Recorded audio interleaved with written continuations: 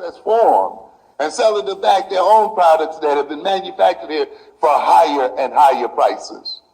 And then we wonder why Africa is in debt and why Africa is impoverished. But that is the result of the fact that being caught up in an impoverishing mechanism. But we need not talk about the continental African because we are in the same situation here today. The African American nation is a monoculture. What is the commodity that we sell? Labor. We're not selling much manufacturing. We're not selling much other products. The major commodity that we have to sell was the commodity that we were bought over here for in the first place. And what was that? Labor. And now we are selling our labor in a buyer's market, meaning that the people who buy our labor are buying it at the prices they set.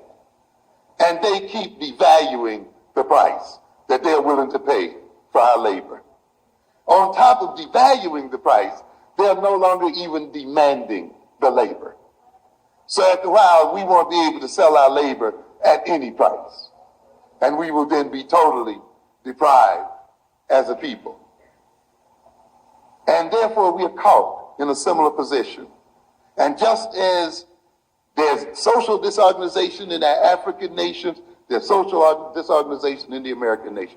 You cannot have your wealth flowing out of your nation. You cannot enrich other people at the expense of yourself and not have social disorganization. And that means then, if we look at ourselves as a nation, the African American nation must do what all African nations must do. We must capture our own internal resources.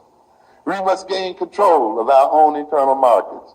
We must trade within ourselves as a people and a group and generate wealth within our own nation as a means of counterbalancing our dependence upon Europeans and upon the white nation itself.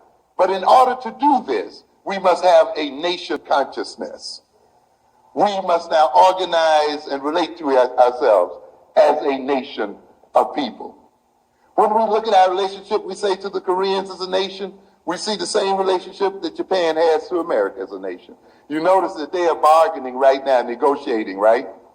Japan is building up its resources. It is blocking out U.S. industry from its nation, yet it is entering into the American markets and selling there and taking out the wealth of the American markets.